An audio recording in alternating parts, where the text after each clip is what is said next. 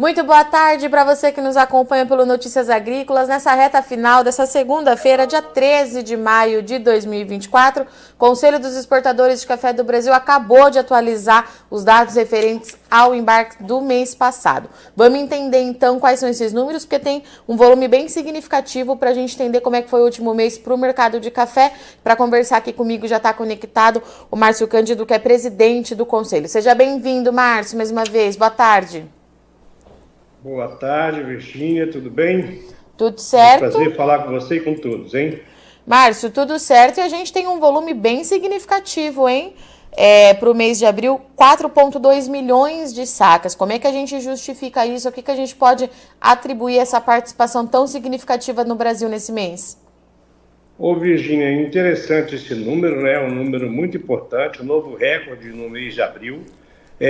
A gente vai aqui destacar novamente a questão dos canéfares e o Conilon e Robusta, com 676 mil, quase 677 mil sacas no mês.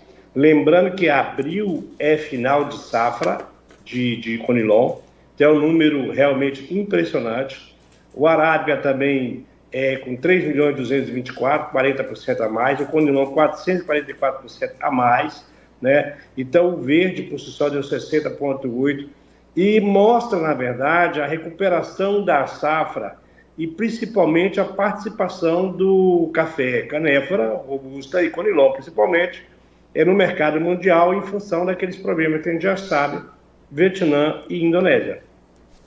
Márcio, e até quando a gente consegue assim imaginar ou prever até quando que o Brasil vai continuar suprindo essa necessidade lá da Ásia?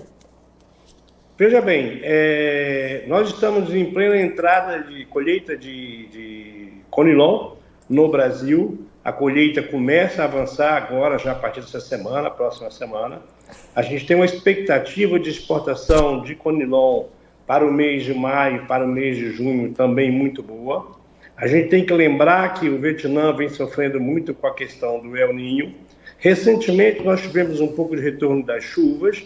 Entretanto, as chuvas foram 40% abaixo do esperado, se bem que, para os próximos 10, 12 dias, a expectativa para as chuvas no Vietnã já é de 60% acima do volume normal, e isso, inclusive, refletiu-se hoje na Bolsa. A Bolsa de Londres chegou a estar com 50 de alta, voltou para uma baixa substancial, fechando no nível interessante, Nova York também. Inclusive, nesse sentido, os produtores têm que ficar alerta, porque nós sabemos que na alta da Bolsa, dos dois mercados, em função desses problemas climáticos, o fundo, principalmente especulador, comprou muito papel. E nessa devolução que nós tivemos desde o início de abril, quando a Bolsa caiu bastante, a liquidação dos fundos foi proporcionalmente muito pequena, o que deixa o mercado extremamente vulnerável caso ele continue caindo. O Vietnã, apesar de ter tido uma queda substancial no preço interno, teve um único dia, que foi do dia 3 para o dia 6, que o Vietnã teve uma queda de preço interno da ordem de 42 dólares por saca. Foi uma queda histórica. Mas ainda assim, o Brasil ainda é bem mais competitivo do que o Vietnã. E então, respondendo a sua pergunta, essa situação deve se perdurar pelos próximos meses. O Brasil seguirá competitivo e com a participação relevante. É interessante ver os próximos 2 meses, porque nós vamos para o final do ano safra e já podemos prever, mesmo com os problemas climáticos, que nós teremos certamente um novo recorde de exportação brasileira para o ano safra, quando a gente fala julho e junho. E, Márcio, quando a gente fala no desempenho para o café arábica, né? O que a gente pode falar nesse momento? Porque a colheita ainda nem começou aqui no Brasil, né? Exato. A colheita está iniciando, né, em algumas regiões, muito pouco ainda. Nós temos uma previsão de safra boa, nada assim de recorde, mas safra boa. O que a gente tem que ficar atento, tanto no Robusta, no Conilon, por exemplo, e olhar com carinho também o Arábica, que por alguma razão, talvez pela estiagem lá atrás, no caso do Conilon, por exemplo, nós estamos tendo, todos os produtores em geral estão falando sobre uma perda no rendimento. Até o momento a gente vê que os grãos estão bem mais miúdos. As entradas, por exemplo, na nossa unidade, falando como empresa agora, mostram um déficit de 17% quando a gente olha a peneira 15 acima e 5% quando a gente olha 13 acima.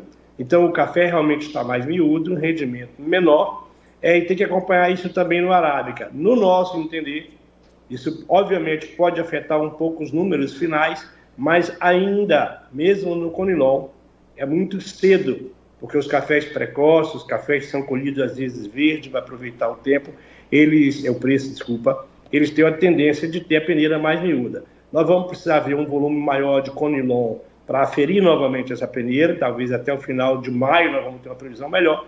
E para o Arábica, se comenta que também pode ter uma perda no rendimento, mas ainda assim, a previsão é de safra boa. O Arábica tem tido uma performance muito boa também. Como eu te falei, nós exportamos no mês de abril 3.224.000 sacas de Arábica, 40% a mais do que o ano passado, e a nossa expectativa é que esses números base meses, cada mês, eles serão iguais ou melhores do que o ano que vai se findando, o ano safra. Perfeito. E, Márcio, em relação aos gargalos na logística, nós temos atualizações? O cenário melhorou, piorou, continuamos na mesma? O que o senhor pode nos dizer hoje? Não, segue na mesma toada, né? Porque a gente está tendo em torno de 80% de problemas, o índice ELOX de detention zero lá mostra 80%. O percentual de navios com atrasos significativos é muito grande. Aí há que se perguntar, então, por que a gente está exportando tanto? É óbvio que o volume deixado para trás é o volume que vai aumentar no mês seguinte, mas existe um aumento de custo substancial para o exportador que não consegue avançar e regularizar suas exportações no momento exato. E isso é uma coisa que a gente tem falado já há um bom tempo, mais de ano, que a gente espera que vai continuar esse gargalo, mas o número final de exportações mostra que a gente consegue, mesmo com os gargalos, atender o volume de exportação, entendeu? Muito bom. Márcio, obrigada, presidente, mais uma vez. Nós perdemos a conexão. O senhor está me ouvindo? Estou te ouvindo, sim. Está me ouvindo. Então, muito obrigada mais uma vez pela participação e disponibilidade do senhor. A gente se encontra semana que vem no seminário em Santos para atualizar os dados. Obrigada, viu? Isso. Um abraço, prazer falar com vocês. Boa noite a todos. Nós perdemos ali a imagem do Márcio no final da entrevista, mas ele já tinha nos passado o recado e falado o que era mais importante, que é justamente o volume que o Brasil embarcou no mês de abril no mercado de café. 4,2 milhões de sacas, é recorde para o mês, recorde também em receita, refletindo, é claro, o momento de preços que nós tivemos. E mais uma vez os canéforas aí ganhando destaque com mais de 600 mil sacas embarcadas, de acordo com o Márcio, diante do problema que nós temos na Indonésia e principalmente no Vietnã, maior produtor de robusta do mundo.